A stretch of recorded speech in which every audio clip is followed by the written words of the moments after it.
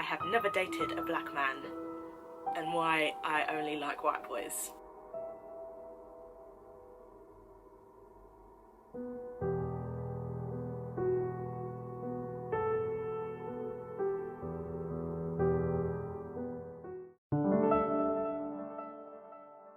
Hi, my name is Ruth. Welcome to my YouTube channel. If by chance you've never been here before, I post videos on most Tuesdays and I post about whatever I want to talk about on this channel. Today we are going to be talking about the phenomena of the vanilla killer, which is a phrase that was commonly used between the years of 2011 to I think 2016, and it basically denoted someone who only went for white people, usually people of color, and maybe, I don't know if it's exclusively black people, but I think it may have been.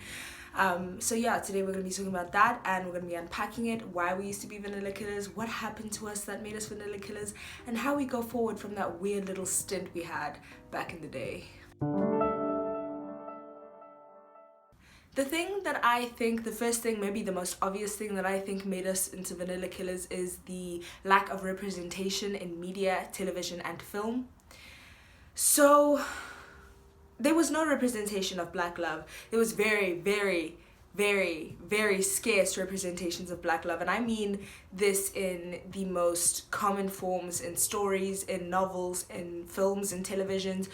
I think Disney showed more animal human love stories than they did black on black love stories. That means that the black youth, people of color, were never exposed to a love that was between two black people that was genuine, authentic, and authentic like we saw in all of the films and televisions and we'd read in the novels. We never had representation of two black people having a healthy, loving relationship. That was always between white people exclusively, or a white person loving a person of color. And I think that obviously a lot of the trauma that we got from that lack of representation stemmed into us only knowing and thinking and believing that only white people knew how to love and love well and love in a healthy way. I remember there was even a saying that white people know how to date properly, and that was also because black people were often restricted. People of color with strict parents were really, really restricted from dating and the love scene and the love world in general, but also because there was a lack of representation with black love in us knowing that there was genuine, authentic love to be had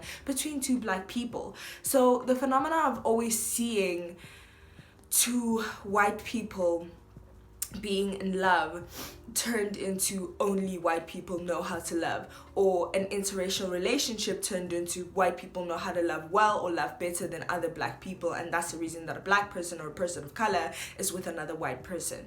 Another white person is with a white person.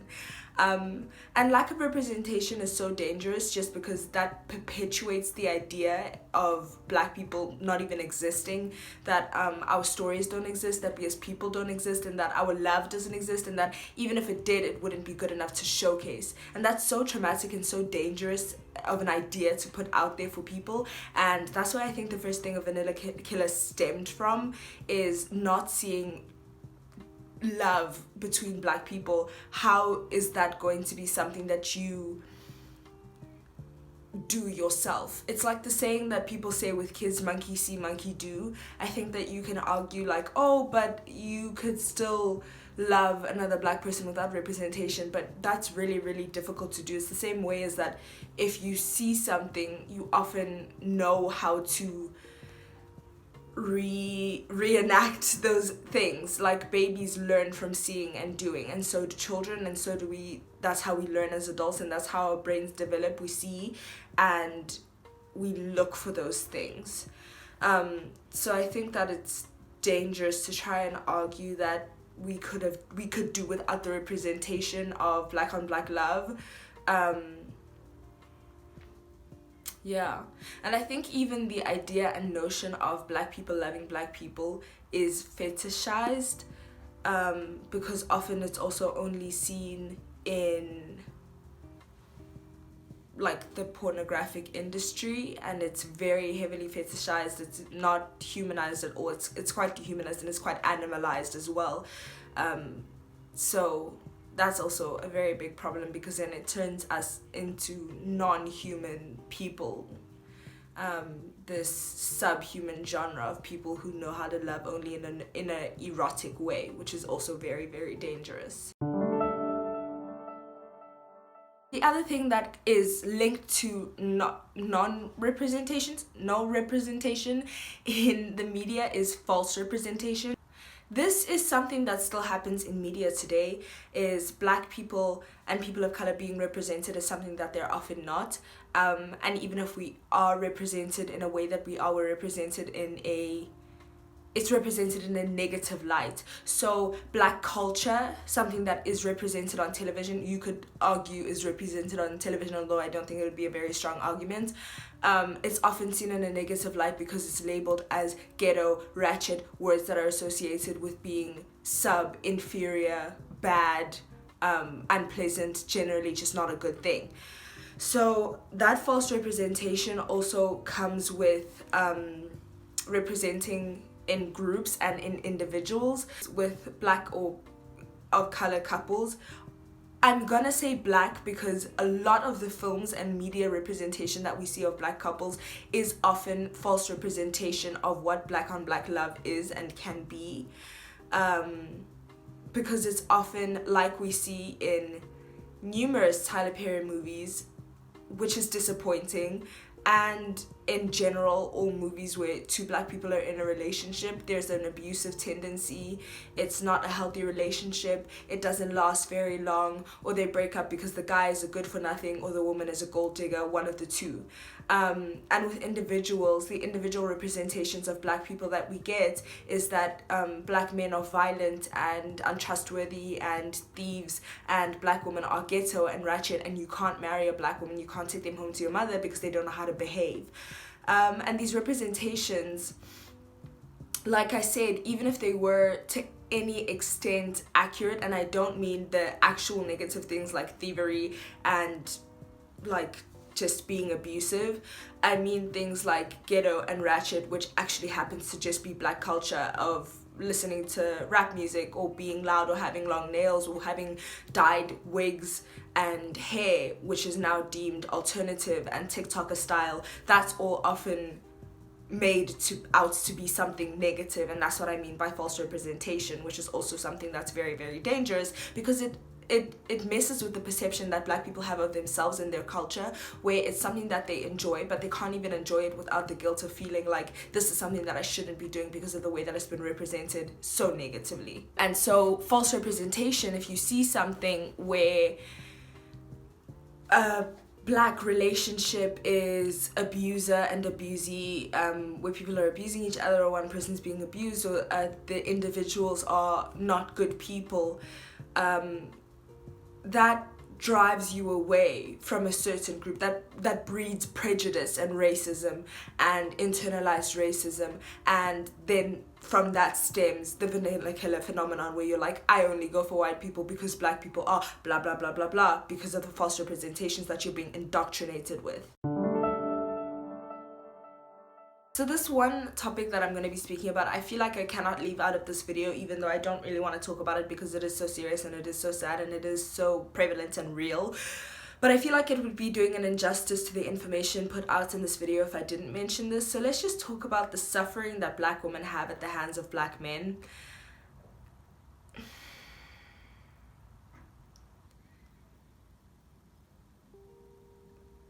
There's so much to say. Let's talk about the fact that there is suffering of black women at the hands of black men. And before we fight in the comments, can we just watch this entire section through first? Thanks. So obviously we know, and let's talk about contextually South Africa in general, that the GBV rates are high, and I think that it is popularized that it is only black people that have high rates of GBV.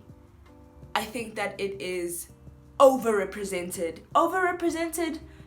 We could argue that it is both over and underrepresented in the media, but I think that the suffering that black women have at the hands of black men and have had for centuries is too real. It is too true of a trauma to try and degrade and try and downplay. It is real. It's a real thing.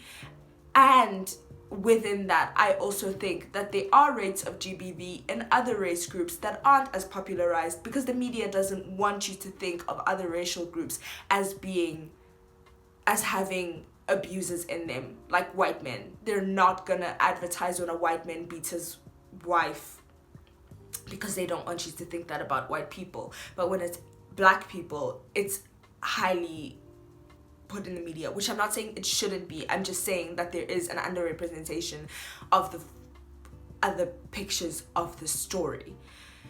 I hope that makes sense, and I hope that I'm not downplaying anything, because I'm not saying that it's not something that should be publicized, and I'm not saying that it's not something that doesn't happen. It does happen, and it should be publicized, but I am saying that there are other parts of the story that aren't being publicized for the main reason of making other racial groups not look bad. The same way we had that thing where there was a white man who was basically being a pedophile, and none of the media outlets wanted to share his picture or his name because they wanted to protect his identity, when it wouldn't be the same for any race group, as it shouldn't be, because everyone should be exposed for that kind of behavior so that other people can be safe in society. But they didn't do that because he's a white man, and they wanted to protect him and his identity, and they wanted to protect the white community and their representation of themselves in society. But yeah, that suffering and that trauma, I just wanted to say that, but that suffering and that trauma that comes from for black women is something that can drive black people, because the LGBT community, the black LGBT community, also has issues within the community, within the intersections of their race and their sexual identity and their gender identity, which is such a difficult thing to talk about, and I'm not an expert on it, so that's why I just wanted to touch on it, because I feel like if I didn't touch on it, it would be an injustice, and if I touch on it too much, I'm going to also do an injustice because I won't be representing it in the correct light. So I don't want to overanalyze the situation, but I do just want to put it out there that the trauma that black women would suffer, have suffered, and can suffer at the hands of, and I'm again not saying that this doesn't happen to people in other races, but I am speaking here kind of exclusively. That trauma is something that can drive black women away from, or having fear of, other black men, and because it is so underrepresented, we don't think that the same thing could happen with other races, but it can. But it's so often publicized, and it so often does happen at the hands of, I hate saying, just people who are part of our own race group. Because I've texted people before, I've texted black men, and have known in the back of my mind, with the media representation of everything that's happened and the knowledge of everything that's happened, that if I reject this person, there is the chance of, and the fear of, something terrible happening to me because of that rejection, because of everything that I've seen on media, and because of everything that has happened. So convoluted, so complicated, and I don't want to say that it's not going to happen with other races as well. I did just want to touch on that. The next thing is socioeconomic conditioning, which is a little bit more of a complicated topic, so I'm not going to speak too much about it because I'm not an economist, obviously. Like I've said in all my videos, I'm not an expert on many of the things that I speak about. I just find them very interesting, and I'd like to have a conversation about them and relay that information to you guys. And again, I'm a film and media, television, writing, humanities major, Amandla. So I'm not an economist, I'm not doing a BSc or whatever that degree would fall under. But it links to the representations again, which is just, it's a running theme. It's so important to represent people adequately, to not erase them, to not invisibilize them, and to not falsely represent them, because it just breeds internal racism, prejudice, and this phenomenon that we're talking about now, which is so dangerous to the perceptions of black people, the mental health of black people, and the treatment of black people in society. So with socioeconomic standing conditioning, which is something that I don't know if that's like a real coined term or if I just wrote it down because that's how it made sense to me, but with people who are in a represented as being of a higher standard socially and economically, and that's not far off from the truth, considering that majority of the population in South Africa is black and in poverty, and So is that false representation?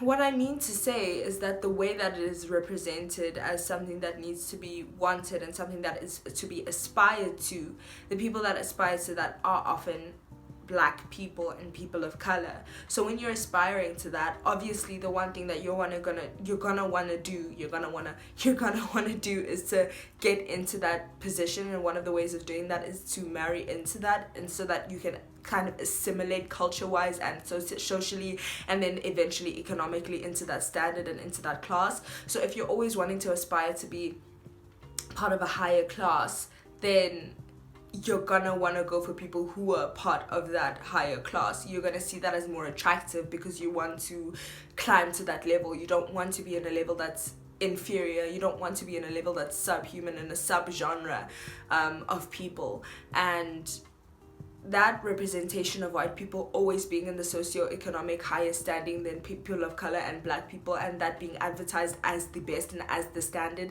is something that I think definitely breeds and has bred that phenomenon of being a vanilla killer and only going for white people. And like I said, this goes for both white people and Black people, weirdly enough. So from everything that I've spoken about, there is also obviously, as we can see, the vanilla killer phenomenon, and I think that it is something interesting that I've spoken about. I think that I need more conversation about it. We all do. Let's talk about our traumatic and weird past that we had, where we all were like, we only date white people, and white people said they only date white people. Because I remember there were white people that said that Black girls are too ratchet, as well as when they were talking to their Black friends. I remember that. I remember you.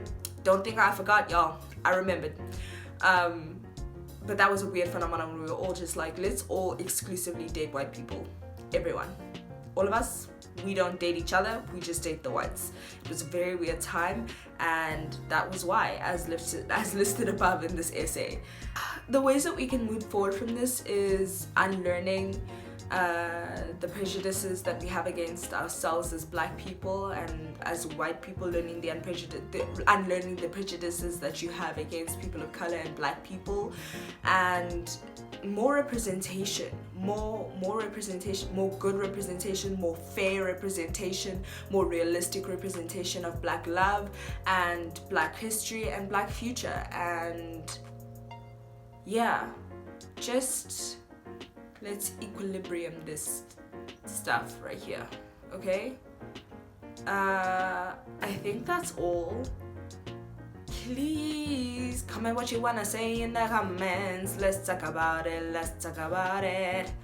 I always want to talk about it, but yeah, that's all I have to say. Thank you so much for watching this video. I hope you have enjoyed it, and I hope you have a good evening, afternoon, morning, whatever. Bye.